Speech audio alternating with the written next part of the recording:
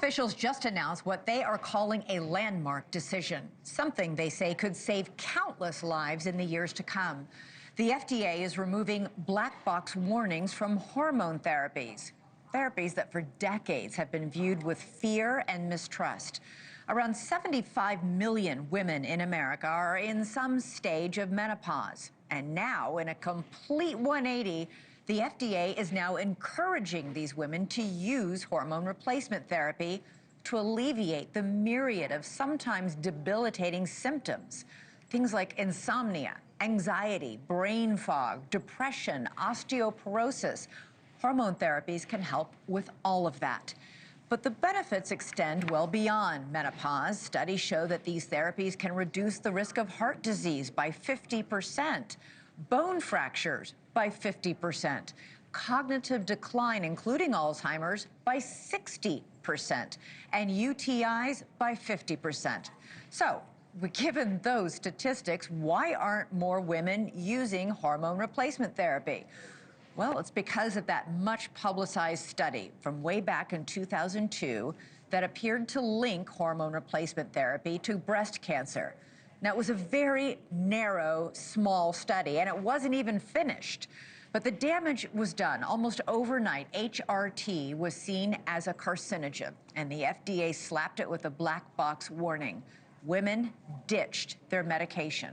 Within months, hormone replacement therapy use went from 40% to just 5%. Women have suffered in silence with their symptoms ever since, until today.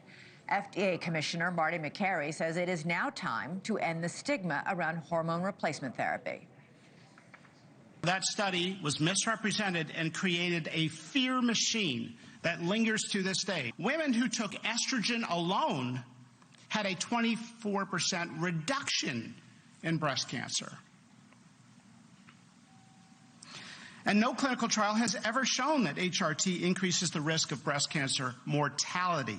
The FDA today is announcing that we are going to stop the fear machine, steering women away from this life-changing, even life-saving treatment. And FDA Commissioner Marty Makary joins me now. Great to have you back on the show.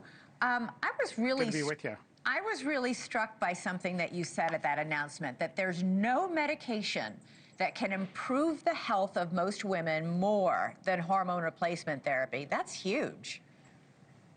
Yeah, arguably, with the exception of antibiotics and maybe a few other medications, there may be no medication that improves the health outcomes of women at a population level more than hormone replacement therapy initiated within 10 years of the onset of menopause. Profound reductions in fatal heart attacks, up to 50%. Now, that's the #1 cause of death in women, and reducing bone fractures is significant. An average woman who makes it to age 80 has a 1 in 3 chance of a hip fracture, and we shouldn't downplay which can lead to death, by the way. That it well, there's a 22% one-year mortality after a hip fracture, so thank you for saying that. It's underappreciated. Look, most issues of women's health have been under-recognized, underappreciated, and underfunded. And in this Trump administration, we're giving issues of women's health the attention they deserve. And this particular issue of women's hormone replacement therapy may represent one of the greatest screw-ups in the last 25 years of modern medicine. And so we're setting the record straight. We're stopping this fear machine with the black box warnings being removed, and we're getting back to science because women deserve the same good data that we use for men's health. Women deserve to know the truth, and that is it is a nuanced topic. But the vast majority of women who go through menopause, that is 2 million women each year, are great candidates for the life-changing and life-saving effects of hormone replacement therapy. So why do you think even this many decades later, because, you know, that study from 2002 that caused everybody to throw out their hormone replacement therapy and doctors to completely stop prescribing this, you know, we've known that study was very flawed and very small. And why is there still so much fear around taking hormones, especially given the fact that the symptoms that many women suffer are life-changing and profound? Well, women had been feeling better and living longer with hormone replacement therapy up until that study announcement. That study announcement was very peculiar. It went to the media and was broadcast around the world, scaring women. And then later, the study was published, and when you looked closely at it, that initial study had no statistical significance in the increase of breast cancer.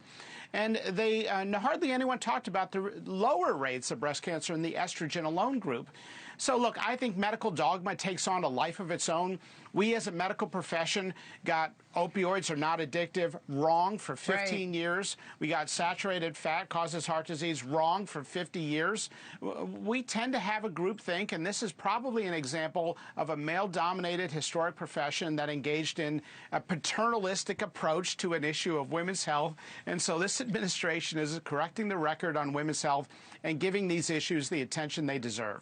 Thank you for watching. Subscribe below and download our NewsNation app right now on your phone, and you will get fact-based, unbiased news for all Americans.